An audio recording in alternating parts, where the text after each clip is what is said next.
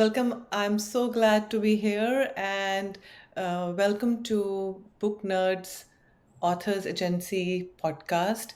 And sometimes we see a book which really makes us pause and reflect.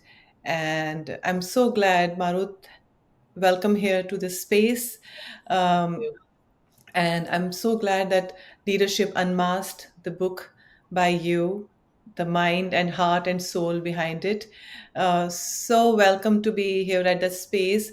So before we dive, Marut, please let me know. I'm really curious to understand what was the seed behind the book. Yeah, thank you so much, Dr. Shivani. It's a pleasure to be here with you today. Thank you. This was a very interesting journey I took because my background for many years was more into marketing, strategy, profit centers, and all of that. And then suddenly I had a complete track change. I started to meditate and had some very, very intense experiences. And that made me come into a space where I wanted to bring this whole conscious leadership aspect, human leadership aspect, not just to myself, but to my colleagues. And then I wanted to take it further and expand it. And that led me to run these annual events called Mindful Leadership Summit. I did that for 3 years in Delhi. And it was an opportunity for me to bring authors and thought leaders together and show the industry leaders rather what is the latest that is happening in the space. So combination of all of these things led me to join a company called Potential Project, which is a Denmark-based global organization into leadership development. And they gave me a grounding for almost a decade, helping me to understand the whole concept of human leadership and opening up the opportunity for me to work with leaders at organizations like Accenture, Unilever, Bosch, BCG, Capgemini, and the like. And that is where I saw a deep discomfort with a gap between the polished leadership images that the leaders needed to project and the raw human struggle behind them. And watching these senior leaders wrestle with performance and profits and the pressure that they needed to deal with at all times, and yet want the connection and care, because bottom line is we are human beings. We are all bringing our entire set of emotions and our personal lives together in the space that we work in, and all of this has become way more stark post the COVID times. So this was an opportunity for me to see how the human element wanted to project itself more, but the script for leadership said keep the mask on, you know. So true, so true. I can really relate to that, and because I'm also an artist. So when I saw the cover, to me, cover says a lot, especially the yellow color, which I feel is of knowledge. And I'm really curious to understand what was your take on the title, and what was the take on the cover? Why that? Uh, it's such a powerful thing. It is saying something because without reading it says a lot. To me it's a canvas. The first page is the canvas. So what made you come to that? What is the thought behind that? Please share. That's a wonderful question. Truly, it was very close to my heart what the book looks like, and that's something I really worked on because I first of all wanted color yellow is just very happy color for me. It brings joy, it brings the warmth of sunshine and the sunflowers to my mind. So I felt this was the most human color to use. And since the book was about bringing out the human elements of leadership, I felt this was the right color to go with. It has a certain starkness and openness. And of course, practically speaking, it stands out when it is lying in a in a group of books, or a bunch of books together. And I felt that it also, the mask and this look of the mask breaking was a great way to show that we need to strip away the illusions and step into our authenticity. As I say, come home. Don't try to be somebody that you think others want you to be, but come home and be yourself, your True, true. Yeah, authenticity. it's a very powerful title. So I was very intrigued by it because it is making you think. And I always believe the title and the art, if it makes you intrigued and it makes you question something about your life, like, your book definitely is about how to live a life and how to lead. So it's very different on that parameters, plus the reflections that I read. Um, so, which is one passage, if I ask you, that you would like the readers and the listeners to really, really, which is very close to your heart? Maybe it was very raw when you started, or Yeah, what was so happening that, if you can please share with us what sure. is so important to you at this point. Sure. So I think the fundamental thought behind the writing of this book was to put the leaders more in a reflective mode, to make the leaders think more about and become more conscious about the choices that they are making, the way that they are leading, the impact that they are having on the people that they are leading. As a matter of fact, one of the studies done by Gap and HBR show that during the COVID time, people realized that they rely as much or even more on their leader or their manager than they do on their partners for their mental health, and for being seen, for being valued, for being understood. So, this was important that I make people think about the fact that each of us is a human being, each of us is a whole lot of emotions and feelings, and trying to lead in a manner where you ask everyone to put all of that aside and act like, or pretend like rather, that none of that exists, is not the best way to bring the best potential to the fore. So, one of the key elements that I wanted to project through the book was the sense of empathy that the leaders naturally have. We are human beings. Mirror neurons is a part of our neuroscience. When we see somebody suffering or grieving or traumatized in some way or deeply challenged with something, it is automatically that our pain centers are activated and we are able to sense the suffering that the other person is having. So, this is the empathy that we all have naturally. Now, when we take the position of a leader, sometimes there is this myth that we cannot show emotions, we cannot recognize other people's emotions. We need to be stoic and aloof and talk about work and be focused on results. So, you choose to not be sufficiently empathetic, although that is against your natural grain. So that's the first part that I wanted to focus on. And the second piece was that when you are empathetic and you start to understand the other person's challenges, and feel with them whatever they are feeling, it is deeply human, but it can also be weakening for you as a leader, which is the truth.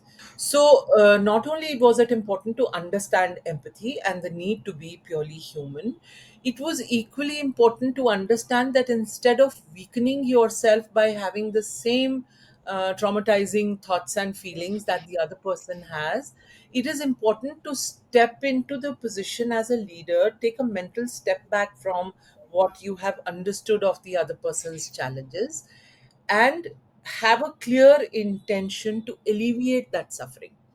Now, that's where you are moving from empathy to compassion.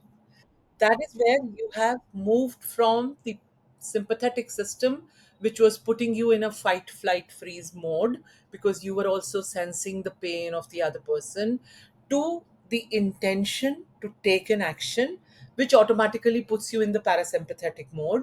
And now you are in the rest and digest space where you are not only feeling more power yourself because you are ready to help, you are also empowering the other person with your intention to be of support to them by doing something which will alleviate that suffering.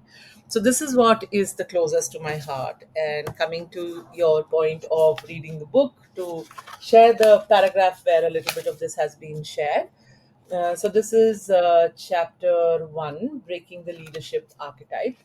And this is page 9 under the section called Cultivating Empathy as a Okay. Leadership Skill.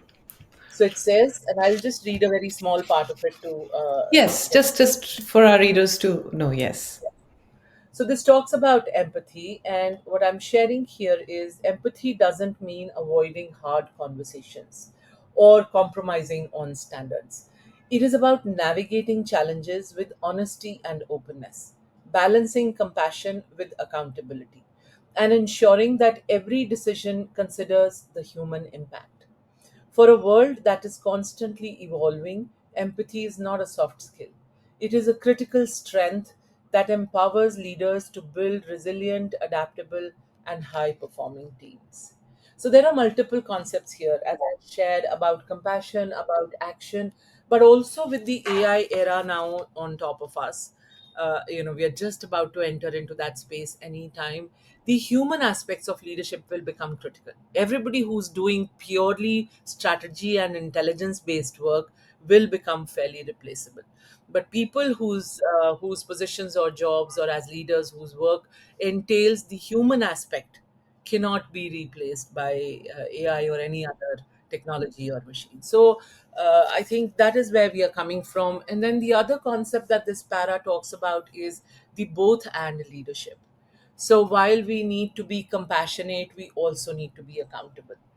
While we are trying to focus on caring for people and being human, we cannot forget that we are together in an organization for performance, for results, for goals. So, how to find the right balance between the two is what this whole effort Yeah. is about. So if I can ask you, how do you balance it with authenticity, like as a leader, like you said, the empathy is not about weakness; it's about understanding and um, putting it on the table, even a difficult conversation, and putting it across. So, how do a leader, how can they be authentic also and balance it out with Yeah. everything that is happening with AI and other things going on around them?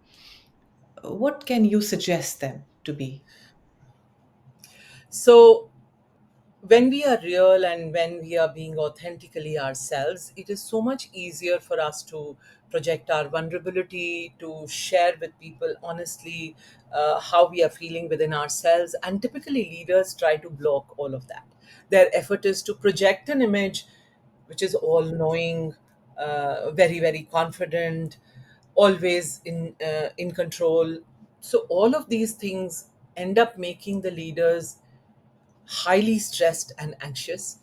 And because they are not being fairly authentic, other people are also not connecting with them, because anytime that you are inauthentic, people start to sense after a while, right? And because we spend so many hours with our people, because we have to not only do the work together but also deal with the multiple complexities and uncertainties that we have, it is really critical that we forge a deep connection as a leader with our people, for ourselves and for others.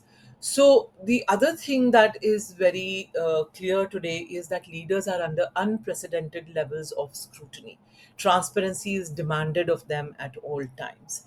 So, the masks that they are wearing don't just hide what they are not wanting to show to their people, but it is also eroding the trust and weakening the teams. So, becoming authentic becomes very, very critical. And leaders are beginning to understand that this is not just a title. They need to influence people the right way. So becoming authentic, and then, being able to tackle their inner anchors effectively, like clarity of values. Do they have a clarity of values? To have some personal rituals which will bring you into your conscious mind repeatedly, because we are in such a distracted workspace today. So it is very easy to either get deeply stressed and anxious about the big picture, which seems to be totally out of control, or become so much in the flow of the little things that need to be done that you completely lose touch with the reality of what you are a part of. So, having those reflective practices and being able to toggle between zooming in and zooming out so that you are able to tackle everything that you need to do deep work with, but at the same time you are in touch with the big picture. So those are some ways that the leaders can stay authentic, and the biggest one is to be vulnerable. That's something, forget about leadership in the organizations, as human beings we struggle with. We seek validation, we want to be in charge, we want to look confident and powerful, no matter what our role as parents, as teachers, as friends. But the truth of the matter is that life today is making all of us really vulnerable. So, if we have the ability to be authentic enough to embody that, to express that, as a matter of fact, it helps to strengthen the trust, because then it gives the space to others to open up and say, yes, I am also scared right now, not sure what to do. Can you help Yeah. me find my path? Yeah, that's such a beautiful thing you said because it really resonates with my thoughts also that I keep asking people, how are you feeling? Rather, Mm, people ask you, how are you doing? I'm like, feeling is such a word which makes me understand the other person asked me that they want to know how am I feeling. And mm, even like all the time, if we can keep asking about ourselves, how am I feeling? Okay, someone said something and I felt bad. So it's okay to feel bad, you know? I mean, it's not okay that someone asked me, how are you feeling? Every time you're saying, I'm okay, yeah, you might not be okay. So, yes, so it's okay to say, okay, I'm not feeling that great right now, but thank you for asking me, and thank you for checking on to me. yes, That's such a powerful way to be vulnerable. I feel like you said, be vulnerable. So if I practice that in my life, then only I can practice it with my colleague or my spouse or my children, you know so I guess that has to be very internal process. yeah, Then only you can be a great leader, like you said. One has to have empathy, but one empathetic towards itself? Can I be mm, empathetic to myself own self? It's a yes, powerful thing, because what I don't have, I cannot give it to others. true. So with your book, everything, when I was going through it, I felt it is such a reflective work that you have to feel inside, then only you can feel it outside. um, Otherwise you're just looking outside. Yes. Okay, so coming to another thing I was going through, we have so many myths that we have tried to, there are about 30 of them. And so, which one was really, really important to you as a leader, that you felt, okay, this is something I need to work on myself? And that's, see, when we see ourselves, then we can see others. That's generally, I feel myself, that if I can see it in myself, this is my problem, and if I correct it, then only I can help others. So, any of this helped you to understand anything about you as a leader, that I really need to do this to balance out what I'm trying to achieve? And if so, please share with us. I'll be really obliged if you can do that. Yes. Absolutely, absolutely. And it's a great opportunity to share a little bit of my background and story in terms of who I used to be as a leader. So I was fortunate enough to become the company head in a British organization back then.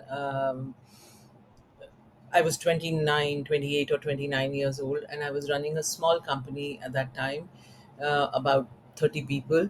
And this was a part of a large holding organization. So this was multiple, 13 companies within that group. And there was, while it was hard to, of course, build business as a young girl that I was with that small team, what was way harder was to navigate the relationships internally, because this was an organization called Group 4 that I used to work for, security business. And while it is primarily manpower security, my business was electronic security. So because this was security, you had senior lieutenant generals and major generals who were heading the other organizations, very, very senior and accomplished folks. I was a young girl, did not have much of a background, a few years of experience behind me. So I used to think at that time that power control and flawless decision making is what leadership is all about. And what it did was made me very aggressive and assertive, a little bit uncomfortable. I felt I needed to do that because otherwise everybody would potentially road roll me. And so I will not be able to find my own position. And the result was I earned myself the nickname Bazooka. And this was because everybody felt I would always come all guns blaring, always ready to fight. And of course, it has two sides to it. One was that I was very assertive to the point of almost being aggressive. And that's how you come across, right? When you have a very strong conviction in what you are trying to convey. So I would always have strong conviction and therefore be very, very assertive.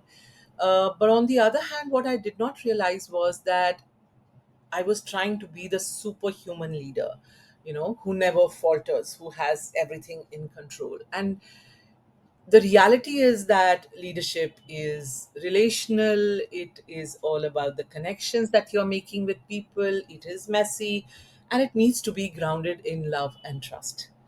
And that was a slow learning that I had. As a matter of fact, it is after that that my journey into meditation started, and I completely pivoted in terms of my. I I pivoted as a human being, of course, as a leader, but also as a human being, and that brought me to a point. And then, before joining Potential Project for almost 15 years, I was running my own brand communication company, and people would often think of me as mom or mother instead of just a leader, so that's the shift that happened, primarily because of my sense of breaking that myth that you need to be all powerful and in control. And I understood that my vulnerabilities, my challenges, when I share with my team members, it really is opening up space for all of us to bring in our best and together move towards the goals. Wow. So that was your turning point. Well, beautiful. How lovely is that?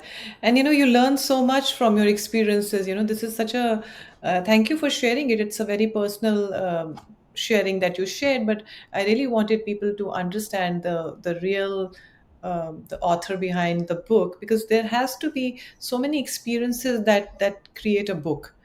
And you have written so many, and this is one of the ones that which is, I'm sure, very close to you, because so many personal experiences come out in this. Because leadership is something which people think, I believe it is from the back, and the front is something which shows like a leader, but it's, I think the real leader is also sitting at the back, because that person is helping the other people out, which they don't see it. So that's also, like you said, the control. Leaving the control is also about leadership. That's a style of leadership which I guess everyone has to learn. And so such an amazing turning point you had, and look where we are today. So great. um, when I was going through your book, the something that really touched me was the trust part. You know, Mm, um, one of the values I have is trust, and and you have written, trust can be rebuilt. mm, Yeah? So very, I think first time I've come across a book which is saying we believe in it, but we don't write about it. And I believe it is correct to say trust can be rebuilt, because every day something or the other is happening. And yes. we all go through situations in life, and there are some relations where we end up doing some things which are not in our hands or in control. Um, and there are certain people I've seen, life goes by and they don't change. So to me, it is also a lesson where you're saying life is a change. That's the underlying message I see, um, as myself as an author. So, anything you want to say on that related, like, What is your take? Of course, you have written about it, but your personal experience or anything where you felt this is really required, and as a leader, one needs to rebuild that trust. Yeah, you're right. This is a little bit provocative because normally what you read is that once trust is broken, it is broken for good, and so on. But the truth is, we are human beings. It is human to err, as we all know. So mistakes happen. And human life is very complex. When we make decisions or we take actions, sometimes an action which is looking like betrayal or breaking of trust to one person could really be helping another person in a very big way. So, we tackle very complex and complicated interactions at all times, especially in the workspace where decision making, much as we would want to forge connections with our team members, much as we would like to have wonderful relationship with each of the person in our team, we need to take hard decisions. We need to do actions or choices where somebody might feel that their trust is broken or they have been betrayed in some way. So the first thing that can be done to reinstate that trust is to begin with acknowledgement. Name the breach. Okay, don't defend or minimize what had to be done. Detail out and share with vulnerability and honesty why what was done, and much as you regret the impact it had, it needed to be addressed. Or if it's a fault, or if it's an error that you have done, error of judgment sometimes, then offer genuine remorse because harm has been caused, even if you did not intend it. So that is the first step. It helps. Then if there is a gap now, it needs to be addressed. So the next thing is to take one consistent, visible action to show reliability all over again. So it needs to be built a step at a time.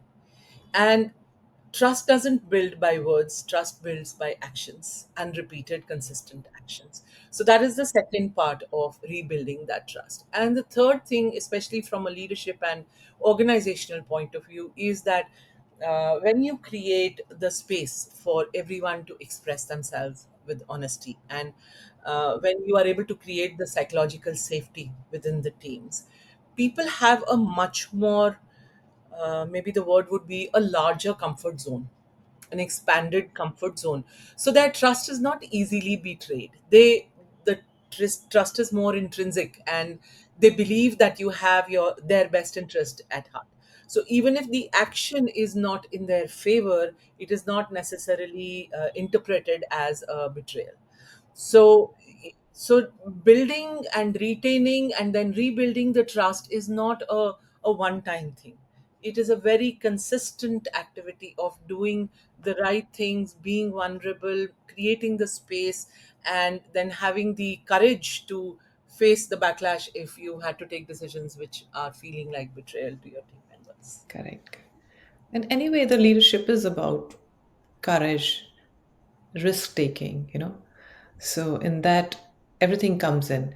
But how beautifully you've put it that step by step, and in our everyday life also, if we see, uh, trust is broken, in simple things. When you see your spouse not supporting you, or your child not taking your stand for you, that's when we see the trust is broken, right? But I have learned from my experiences, uh, give it some time to go back and tell the person, because you have to say from that space of when you're not hurt.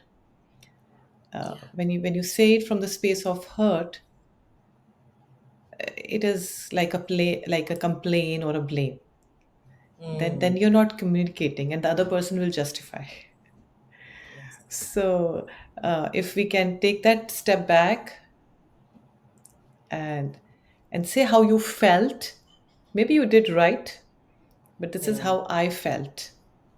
So in that space, I'm not complaining, I'm not blaming you, but I'm saying how I felt with your action. So I yes. guess in that space we can try to rebuild the trust again. Uh, and every day there's a moment when we feel it was breached. Yes. So, great. So I want to ask you a question where people are not leaders, where in a space where when I see my mother, they are not leaders, they are coming from a space of they have to work, they have a system, they have a routine. So for people who are not in that space of where they know what leadership is, whatever they are supposed to do, what can they keep in mind? Because they don't have a formal training of leadership. Yeah. So what can you say that they can keep in mind when they are dealing with life? That's a great question, because the truth is, all of us are leading ourselves, if not anybody else, right? So we have to be a leader for ourselves, and then as parents or family members, we need to lead the others. As siblings, if we are elder, then we are leading our younger siblings. So there are multiple relationships in which we need to lead, and not just the formal title based leadership. So, if we look at it from a family or parents' perspective, it is really critical to model honesty. And this sounds very simple and very cliche in ways, but the truth is, modeling honesty is an extremely hard thing to do, because we are creatures of comfort, and before we realize, we have already taken an action which is more for comfort than for authenticity or honesty. And children are always observing. Children are not learning because you chose to say something to them or do something with them. It is because you did it in your own space and they were observing you. So modeling honesty is a critical piece, and then compassion more than perfection. So as parents, when we see our children struggling to learn to because moving from not knowing how to eat or walk or do the basic things to becoming the accomplished adults that they do, as mothers or as parents, we are with them each step of the way, holding their hand, teaching them, showing them, and creating space for curiosity and correctness as teachers, whether in formal roles or as parents. And we see them faltering, we see them falling, we see them taking another step. And if we do not have the compassion to support them through that process, then they will never actually reach their full potential. And I feel as leaders, it is equally relevant to understand it from this perspective, because I feel the leader, the role of the leader in the ancient times was that of a warrior or a king. And when you thought about a leader, you thought about the Prince Charming on the white horse in their armor and all of that. So that was the image of the leader.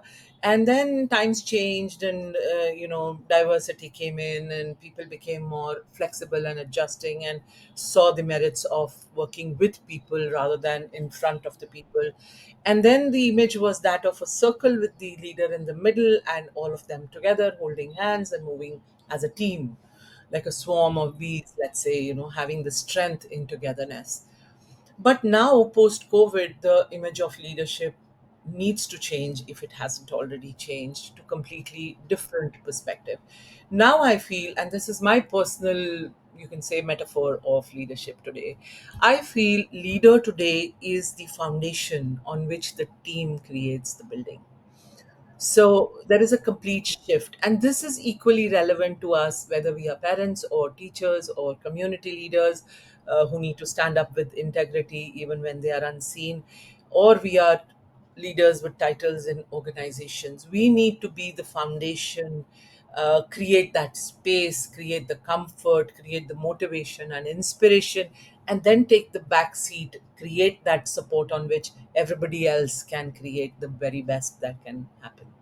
So, this is how I see leadership emerging, especially in the Wow. tech times that we are looking forward This to. is so beautiful, Marut.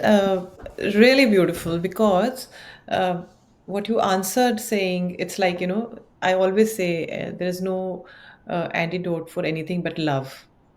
So you saying compassion and everyone, especially as parents, what else can we give to our kids? It's compassion, love, and support. There are times when you feel like being in control, And then you're like, no, leave it, and let them come back to you. You can just let them know the guidelines, because I can really relate to what you're saying right now, and I can see it's your experience, because you must be practicing that in your daily life. Then only it comes naturally to you. But even though if it comes naturally to you, you still have that control thing, because we are again human beings, because anything going wrong, we, instead of love, we want to correct them. So, and that's what leadership is all about, correcting. So I'm so glad that you're saying it has to change, and it is changing, and giving your team members that love and support, that, okay, I believe you, and you go ahead. And that gives us such a beautiful reflections that you have given after each chapter, to go through that. And it can be a reminder to not get lost to the monkey brain, and come back to the mindfulness of life, and how we can really lead it, rather than uh, just blame people around that this is happening because this happened. So, before we go, I have a question for you. So, what is your self care routine for every day? How do you keep yourself calm and peaceful? Let me start by being honest and authentic and say that I lose it. I do lose it from Yeah. time to time. And I think Well, that's we have human. to lose it to get it back. Exactly. So it's an ongoing practice. It is a practice. It is not something that comes to you and then stays with you for good. There will be times, there will be challenging scenarios. We human beings are very, very complex. There are so many subconscious thoughts and feelings that we have suppressed, and we don't even realize that all of our decisions, our actions, and our choices are being triggered by those suppressed thoughts. As they say, 1% is visible and the rest is all subconscious. So obviously, the level of control we have is very limited. So, expecting us to be always up there doing the right thing is hard. What definitely works, because of the meditative practices that I have had for multiple years now, decades actually, are the ability to observe yourself and realize that you have gone off course, and then be able to bring yourself back. That is one thing that begins to happen. The other is that you become way more flexible. Your opinions are not too deeply rooted or conviction based, and you have the cognitive flexibility to understand other perspectives and see that reality is not the reality, it is your reality. So having the flexibility to open yourself up to multiple things also gives you the ability to stop being rigid and difficult, or not have the flexibility to see multiple perspectives. uh, the other thing is to pause and check in with yourself before anybody else. Multiple times a day, you need to ask yourself, am I aligned with my values? The decisions that I've taken, the words that I've spoken, the actions that I've done today, are they in alignment with what I believe are my values? Then it is important to have brave, courageous conversations and have them with care, have them with love and compassion, but choosing honesty over silence in relationships. I know it is hard. It can sometimes be provocative. People can cry. People can become very upset, and we keep putting off those conversations. But personally, I believe that if we want to lead authentically, we have to provoke people to be their best, provoke ourselves to be our best self. So, for that, courageous conversations are really critical. And finally, consciously do acts of care, random acts of kindness, where whether it is home or work, or just do a little something that'll bring a smile, that will bring a bit of joy, that will cause a connection, that will be perceived as love, and therefore the cascade effect of that will begin, and then the others would want to do it to somebody else, and eventually you have a team at work which is not just coming together as a team to work, but are loving each other enough to support each other through that work. Yeah, Because absolutely. Yes, yes, yes. So what is one thing that you definitely do from morning to evening? Which one thing that you feel I have to do this for myself? Can be anything what you're doing. one big practice that I have in workplace had is to surround myself with the naysayers or the dissent voices. It's easy to do. What is easy to do is I have to have supporters who will always support me in my decisions, but to have, and this is something that I learned from what I read about Satya Nadella. He said he celebrates the moment when somebody disagrees with him and has a different perspective, because that's when he gained two perspectives instead of one.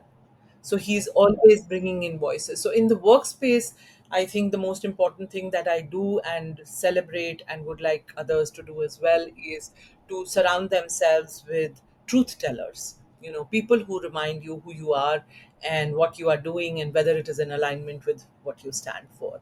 So that's one thing. And more in my personal space, I feel it is about love. We human beings in our families and with our friends and everybody that we connect with end up getting into conflict from time to time, or if not conflict, at least disagreements. And Yes. Yes. right. Yes. So just remember that eventually it is love which is bonding you. So having the flexibility to step out of that conflict or that disagreement and remembering that love is bigger is what makes all the difference. Wow, this was so nice. Thank you for sharing this. And I think this speaks so much about the leadership that you're talking about. And there's more aspect to the book. But today I just wanted to know what is your personal journey when you started with the book. And I'm really inviting and encouraging people to pick up this book. And I think this book is available on Amazon Yes, it is. and another any other platform it is available. It is available on Amazon, Goodreads. You can check it out. Flipkart, it is available in India. Amazon.com, also, it is available globally. So, Okay. not just in India. So, anybody can Okay, pick so it up. then I can pick up a book. Okay, I did not know. I'm in California at the moment, so I can. Oh, yes. Thank you for Sorry, showing my this book. I love this book. screen And is Marut, it's mirrored, but yes, this is what it is. Marut, it's been a pleasure to speak to you. Thank I'm so glad you gave me this space to speak to you. And I'm Dr. Shivani Khetan. And so much thank you for being here at Booknerds Authors Agency's podcast and giving us a sneak preview to your life where we could understand the author behind the book. And I'm sure more power to your work. I look forward to see you in the coming times. So thank you so much for being here and all the Thank you, best. Dr. Shivani. This pleasure is all mine. The honor is mine. You are such an accomplished author and a No, hypnotherapist yourself. So I was a bit tense and nervous about this conversation, but feeling no, wonderful. And thank you so no. much for asking just the right questions to help me Thank share. you. Thank you so much. Thank you.